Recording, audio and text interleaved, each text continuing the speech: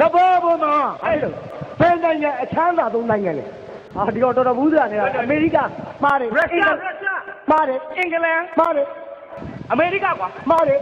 မသိမချင်းမသားကဘာပေါ်မှာအချမ်းသာဆုံးနိုင်ငံဟောဒီမြန်မာနိုင်ငံကဘာကြောင့်ချမ်းသာရတာတော့ဘယ်လိုနှစ်ပေါင်းများစွာအပေါ်ကလူတွေခိုးနေတာတောင်ပေရန်ဇာတတွေမကုန်တဲ့နိုင်ငံမြန်မာနိုင်ငံ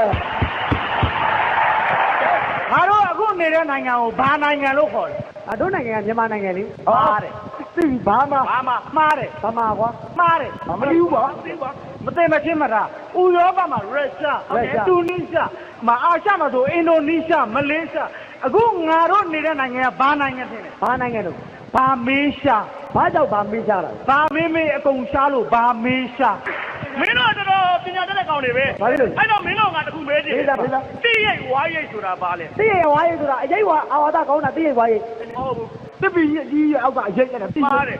မသိဘူးကွာတော့ မင်းတို့မသိလားမသိမချင်းမတာတိရိတ်ဝါရိတ်ဆိုတာမင်းတို့ငါတို့နဲ့မဆိုင်ဘူး ဘယ်သူနဲ့ဆိုင်လဲ တစ်တော်ဝင်ကြီးဌာနနဲ့ဆိုင်တယ် ဘာတိုင်းလို့ သူကတစ်ပင်မြင်လဲရိုက်တယ်ဝါပင်မြင်လဲရိုက်တယ် အဲ့လိုလေငါမေးကြမယ်မေးကြမှာဟောတို့တရုတ်လူမျိုးကိုဘယ်လိုခေါ်လဲတရုတ်လူမျိုးကိုပေါက်ဖို့ဘာကြောင့်ပေါက်ဖို့လို့ခေါ်တာလဲဟောခြေမျိုးပေါက်ဖို့ဘယ်လိုပေါက်ဖို့မှားတယ်မသိမချင်းမတာတရုတ်ကိုဘာလို့ပေါက်ဖို့လို့ခေါ်လဲသိလားမသိဘူးမြန်မာနိုင်ငံမှာပေါက်သမျှပြည်ဇာတ်ကိုဖော်ပြီးယူသွားလို့ပေါက်ဖို့လို့ခေါ်တာဟာလေဟာလေ